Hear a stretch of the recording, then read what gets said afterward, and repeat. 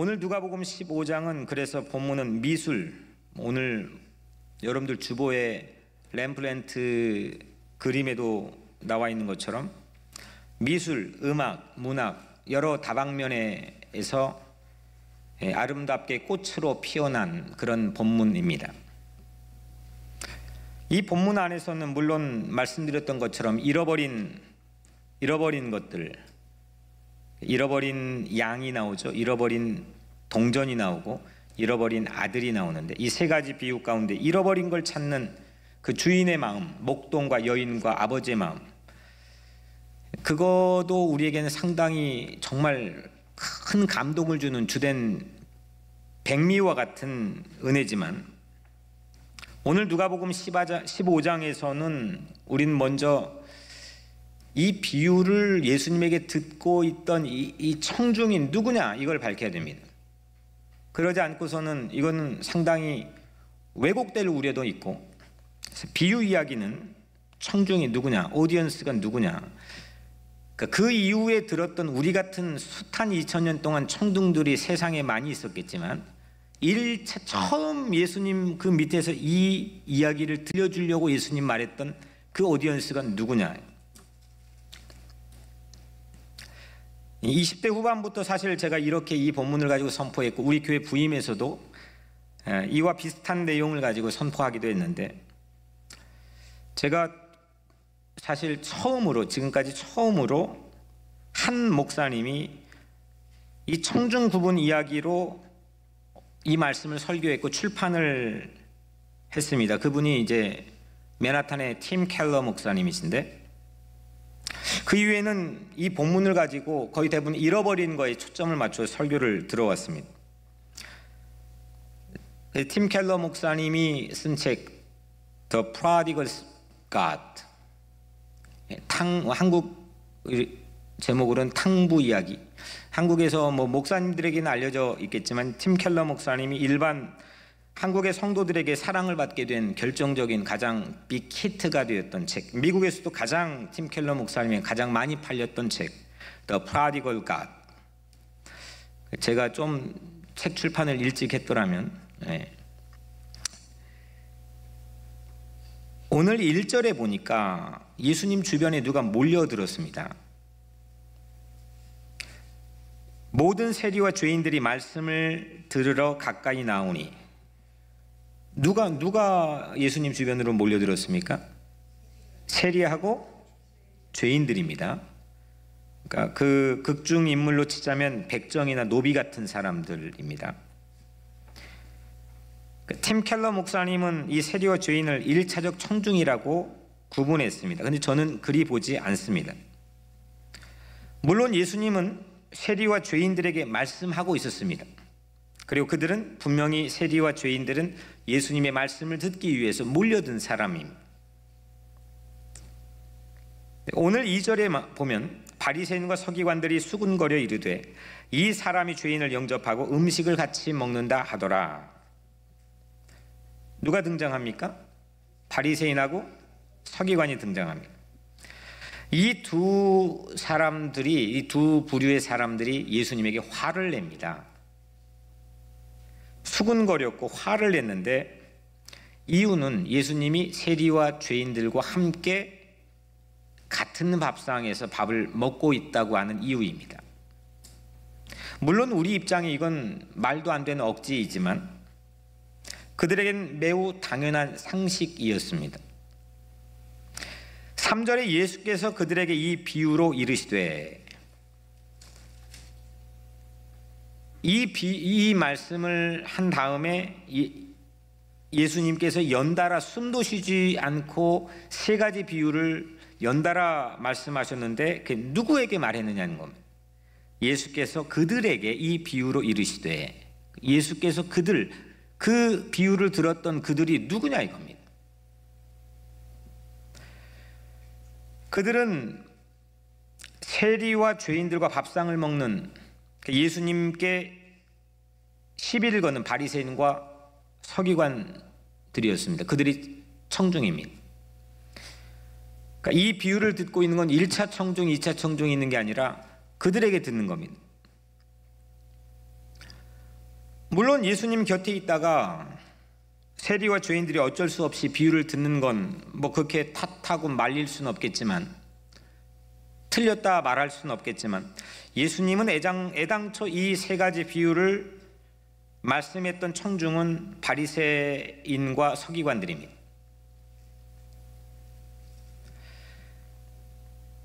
그래서 누가복음 15장은 잃어버린 것만 주목하는데, 물론 그것도 주목하지만 실은 잃어버린 둘째 아들을 두 팔 벌려 환영하고 감동적인 장면을 연출한 그 아버지에게 시비를 걸고 있는 큰아들이 주목을 받아야 마땅합니다.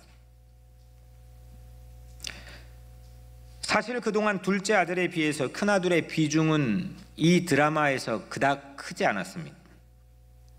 돌아온 탕자, 이 둘째 아들의 우리 각자 자신을 빗대어 은혜를 받고 감동을 받는 게 본문의 묘미이지만, 여하튼 예수님이 첫 번째 이 장면 드라마를 연출하고 각색했던 누가복음 15장의 장면에선 아버지에게 시비를 거는 큰 아들을 고발하는 것, 서기관과 바리새파 사람들을 큰 아들에 빗대어 말씀하는 것이 이 본문이 담고 있는 가장 주요 목적이었습니다. 이 정도 배경을 이제 우리가 살펴봤으니까 오늘 본문의 이야기로 한번 들어가 보겠습니다. 한 목동이, 예수님이 이제 들려주는 겁니다. 한 목동이 있었는데 한 목동이 양 100마리를 치고 있었고, 해질녘이 되어서 집에 돌아가야 되는데 그 양을 한 마리 한 마리 세고 있습니다. 한 마리가 안 보입니다. 목동은 99마리를 그 자리 들에 놓아두고 한 마리를 찾아 헤맵니다. 이 한 마리 양을 찾은 이 목동이 얼마나 기뻤으면 어깨에 그 잃어버린 양을 메고 오는 장면으로 예수님께서 말씀했습니다. 이때 목동은 친구들과 이웃들, 친구들을 불러 모으고 이웃들을 불러 모아서 그 양 잃어버린 한 마리 때문에 얼마나 기뻤으면 그 기쁨을 6절에서 이렇게 표현합니다. 나와 함께 즐기자. 한 여인이 케투바라 불리는 결혼 지참금 10개 은전을 가지고 있었습니다. 이 10개의 드라크마 은전은 결혼 지참금, 케투바라 불리는 결혼 지참금입니다. 그냥 뭐 우리 주머니 속에 있는 뭐 쿼러 10개가 그런 의미가 아니고, 이건 결혼 때 친정 아버지가 준 비상금이자 전 재산입니다. 그 중에 어느 날 하나가 안 보였습니다. 이 여인은 불을 켜고 온 방을 쓸면서 밤새 찾았습니다. 은전을 찾은 여인은 목동과 똑같이 친구를 부르고 이웃을 불러 모아서 너무 기쁜 나머지 그 기쁨을 9절에서 이렇게 표현합니다. 나와 함께 즐기자. Rejoice with me. 동일한 표현입니다. 마지막 비유는 이렇습니다. 아버지에게 두 아들이 있었습니다. 둘째가 가출했습니다. 아버지는 매일같이 아들을 집 문 밖에 기다리는 걸로 우리는 이 본문을 통해 상정해 놓고 그리 알고 있습니다. 둘째 아들 탕자가 돌아옵니다. 둘째 아들이 돌아온 날 아버지가 무엇을 합니까? 뭐 했죠? 세 가지를 바꿔줬는데, 제일 좋은 옷을 입혀줬고, 두 번째는 손에 가락지, 반지를 끼워줬고, 그 다음에 세 번째로 new shoes, 새로운 신발로 바꿔줬습니다. 아버지는 목동과 여인처럼 너무 기뻐가지고 이 기쁨을 23절에서 이렇게 표현합니다. 우리가 먹고 즐기자. 6절, 9절, 23절에서 나와 함께 즐기자, 나와 함께 즐기자, 우리가 먹고 즐기자. 아마 이 부분을 팀 켈러 목사님은 감안하지 못해 1차 청중과 2차 청중으로 나눴던 것 같은데, 여하튼 이 본문은 서기관과 바리새파 사람들에게 해줬던 이야기이고, 그 두 부류의 사람들이 지금 마음에 화가 나 예수님에게 시비를 거는 이유는 이 예수님이 잃었다가 다시 찾은 이 그 기쁨을 몰랐기 때문입니다. 그래서 오늘 본문의 32절 가장 마지막 절, 우리가 즐거워하고 기뻐하는 것이 마땅하다.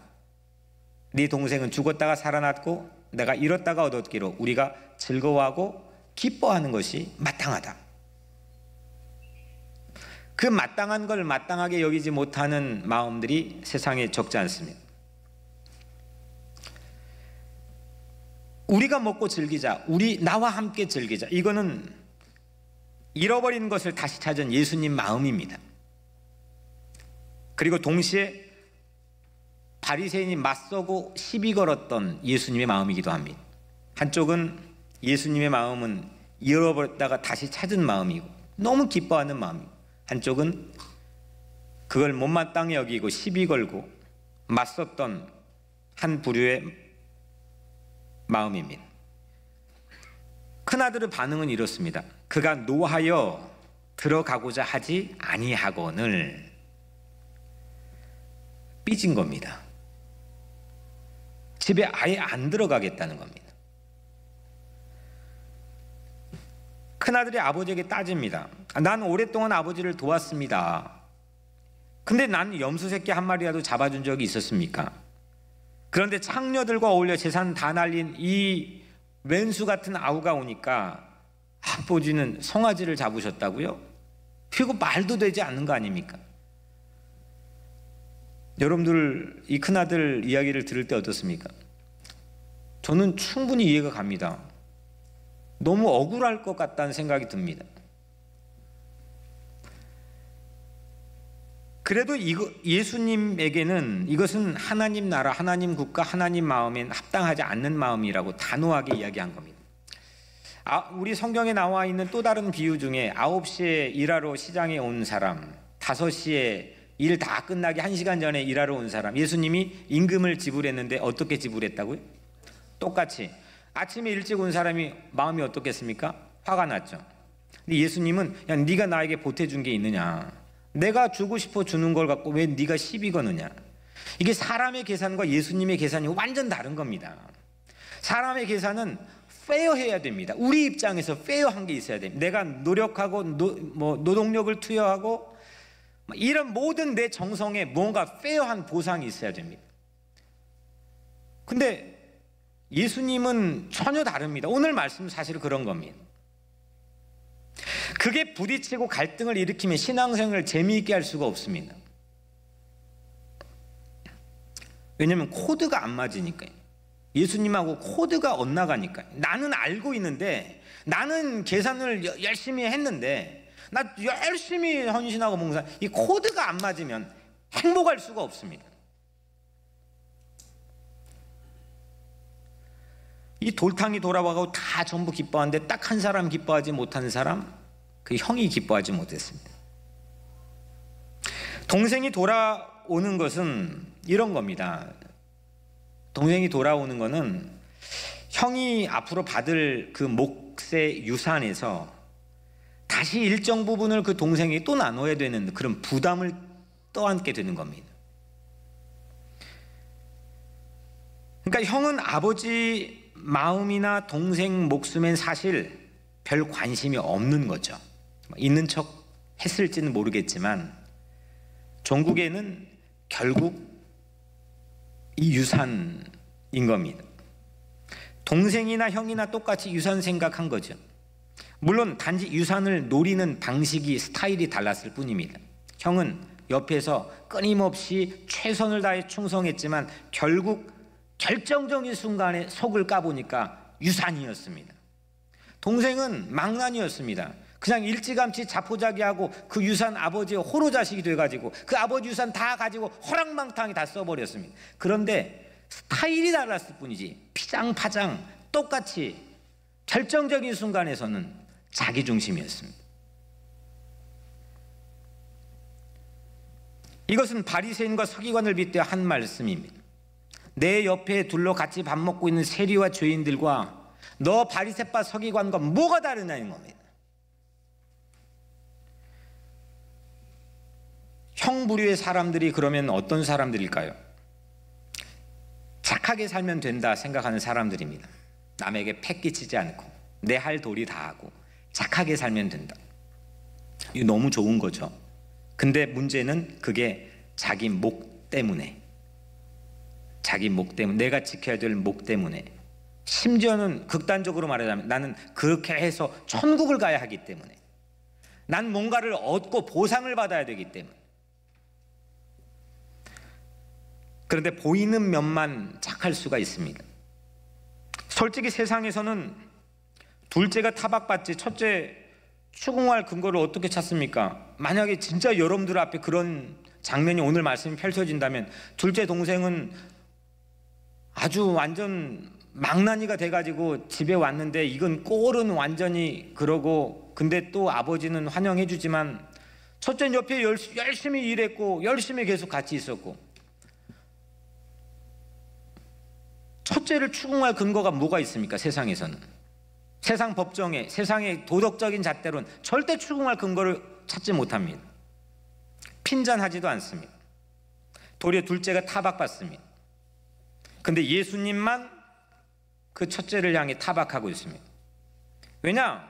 예수님은 마음속의 동기까지도 꿰뚫어 보시기 때문입니다. 내가 뭔가 큰 죄를 졌고 아니면 좀 작은 죄를 졌고 이런 전부 다 내 기억 다 통틀어하고 모아보니까 그래, 세상의 모든 사람이 죄인이야. 사도 바울은 그런 맥락으로 말한 게 아닙니다. 오늘 말씀처럼 서기관 바리새파 사람들 아니면 세리 죄인들, 큰아들이나 둘째 아들이나 그걸 노리는 방식만 달랐을 뿐이지 똑같이 자기 중심적인 이기주의를 가지고 똑같이 피장파장 죄인이라는 게 예수님이 그 마음을 꿰뚫어 본 판단입니다. 그래서 사도 바울은 세상의 모든 게 다 죄인이라는 겁니다.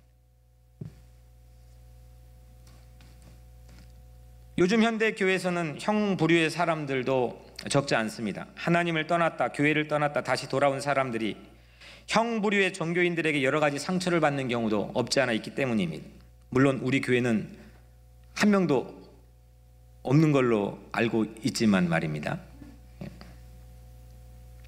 교회가 세상을 향해, 이 부분이 더 중요한데, 교회가 세상을 향해 정죄만 합니다. 요즘은 교회가 큰아들이고 세상이 잠재적 둘째 아들일지도 모르겠다라는 생각을 제 마음속에 주셨습니다. 피장파장, 우리가 의인이어서 구원받는 건 절대 아니잖아요. 교회에 있는 사람들이 더 의로워가지고 저울로 보니까 더 괜찮아가지고 구원받는 거 절대 아니었잖아요. 큰아들이나 둘째 아들이나 피장파장이었다고 한다면 교회나 교회 바깥이 뭐가 다른 거냐.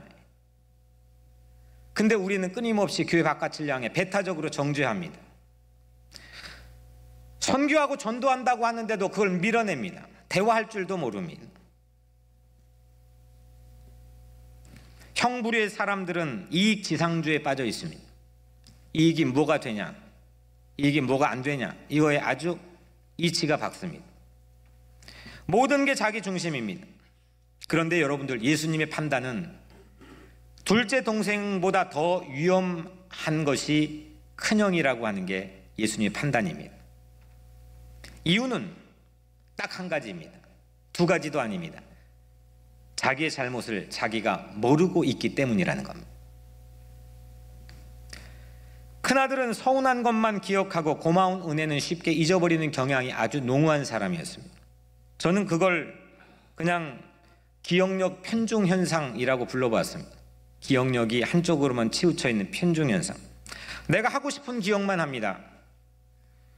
아내에게 숱한 사랑을 만약에 여러분들 가운데 받은 게 있는데 늘 나를 타박하는 것만 기억합니다.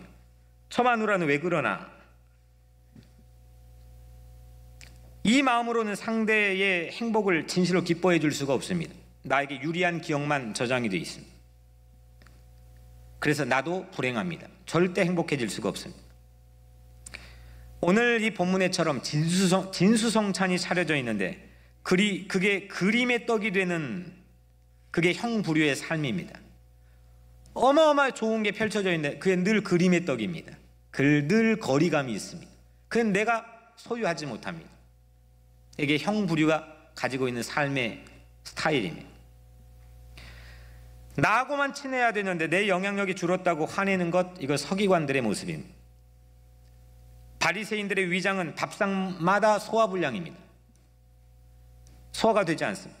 하지만 예수님의 밥상은 누구와 함께 먹어도, 누구와 함께 먹고 즐겨도 소화가 되는, 마치 돌쇠 위장 같은, 그게 예수님의 밥상입니다. 내게 이득이 될 때만 함께 밥 먹어주는 걸 저는 로비라고 부르고 싶습니다. 하지만 연약하고 소외된 이웃들, 때론 손해가 될 뻔한 사람들과 함께 즐겁게 밥 먹는 것, 그게 바로 성찬입니다. 오늘 우리는 성찬을 나눴습니다. 이거는 예수님이 제정해 주신 거룩한 예전에 따라 나눈 성찬이지만, 종교개혁 이전에는 이 말씀의 중요함보다 이 성찬 전체가 예배였습니다. 그리고 이 성찬을 먹고 마시고 나누는 건 예수님께서 우리 같은 세리 죄인들과 함께 밥 먹어주는 놀라운 은혜에 감격한 순간들이었고, 그들은 세상에 나가서 그대로 했습니다. 그래서 저는 복음은 여러 가지 표현이 있겠지만, 복음은 밥을 함께 먹는 거라고 생각합니다. 둘째 아들이 어떻게 다시 아버지와 밥상에 앉을 수 있겠습니까? 무슨 염치로, 무슨 꼴로? 자기도 고백하지 않습니까? 내가 무슨 꼴로? 그런데 아버지는 함께 그 둘째 아들과 밥상에 앉지 않습니까? 이게 복음입니다. 예수님은 아예 자신이 내가 밥이다, 내가 떡이다, 내가 빵이다, 나를 먹지 않고서는 너희는 나하고 상관이 없느니라, 아주 단호하게 말씀했습니다.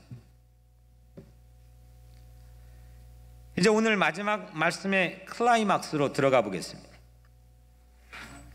쓰레기장 같은 내 삶에 오신, 돼지 막사 같은 내 마음에 오신, 그렇게 찾아오신 예수 그리스도가, 그 아들이 아버지가 기다리고 있는 그 집에서 나와가지고 그 아들이 여러분들을 찾아오셨다는 겁니다. 99마리를 놓아두고 찾을 때까지 정도가 아닙니다. 불을 켜놓고 날 셀 때까지 정도가 아닙니다. 예수 그리스도는 내 생명을 도로 찾을 때까지, 다시 말하면 십자가에서 죽을 때까지, 죽고 나서도 사도신경에 한글이 없지만 영어 원문에 있는 지옥에 내려가는 시간까지 그렇게 찾으러 나서는 분이 예수 그리스도인 줄로 믿습니다. 하나님이 세상을 이처럼 사랑하사 독생자를 주셨으니, 독생자를 내보내셨으니, 독생자가 찾으러 나왔으니, 아버지는 기다리시고 아들은 찾으러 나왔습니다. 우리도 하나님의 아들, 딸들입니다. 우리는 엄밀히 말해 독생자 예수 그리스도, 이 하나님의 아들의 입양된 동생들입니다. 그 아들이 죄인 동생들을 찾아 나선 겁니다. 오늘 본문의 큰아들이 둘째 아들을 타박하고 멸시하고 밀어내고 내 몫을 탐하는 사람으로 치부했던 것처럼, 하나님은 그런 모습으로, 아버지는 그런 모습으로 우리에게 다가오지 않았습니다. 하나님이 세상을 이처럼 사랑하사 독생자를 주셨으니 이는 그를 믿는 자마다 멸망치 않고 영생을 얻게 하려 하심이니라. 믿는 모든 자를 멸망시키지 않고 오늘 또 찾아 나서신 분이 예수 그리스도인 줄로 믿습니다.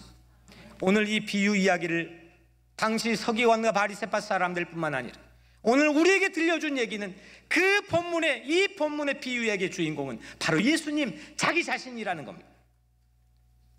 탕자 비유에는 그래서 찾아 나선 이가 필요가 없습니다. 오늘 우리 삶에도 날 찾아 나서는 사람들 찾아다닐 필요가 없습니다. 이미 예수 그리스도가 나를 찾아 나섰고, 그리고 찾으셨고, 그리고 주님 품 안에 여러분들이 안겨 있는 줄로 믿기 때문입니다. 두려워하지 마십시오. 불안해하지 마십시오. 삶을 포기하지 마십시오. 여러분 모두는 예수 그리스도의 것인 줄로 믿습니다. 사랑하는 성도 여러분, 6절, 9절, 23절 세 번씩이나 나와 함께 즐기자, 나와 함께 즐기자, 우리가 먹고 즐기자, 간곡하게 절박하게 절절하게 말씀하신 예수의 음성을 놓치지 맙시다. 그 음성으로 이제 우리도 세상을 향해 우리와 함께 먹고 즐기자. 나와 함께 먹고 즐기자. 우리 교회와 함께 먹고 즐기자. 우리 가정과 함께 즐기자. 이렇게 외치는 증인이 되기를 주의 이름으로 축복합니다. 우리에게는 나를 찾아 나선 예수 그리스도가 있습니다. 어디라도 쫓아와 나를 붙잡는, 삭개오도, 나무 위에 올라간 삭개오도 찾아가 붙잡는, 고기 잡는 베드로도 붙잡는, 세리마태도 붙잡는, 누구일지라도 붙잡는 예수 그리스도가 지구 땅 끝까지 우리를 찾아 나섰습니다. 사랑하는 성도 여러분, 그런 예수가 우리 곁에 와 있습니다. 예수님만 나를 찾을 수 있고 예수님에게 찾아지면 그것이 바로 영생입니다. 이제 우리도 그 마음을 가지고 어린 양, 잃은 양을 찾읍시다. 세상에 나가 여러분들의 자녀들을 찾고, 여러분들 주변의 이웃을 찾고, 친구를 찾고, 부모와 가족을 찾고, 잃어버린 민족을 찾고, 잊혀져 있는 수많은 이름들을 찾는 그런 예수의 마음을 가진 능력 있는 주의 자녀가 되기를 주의 이름으로 간절히 축복합니다.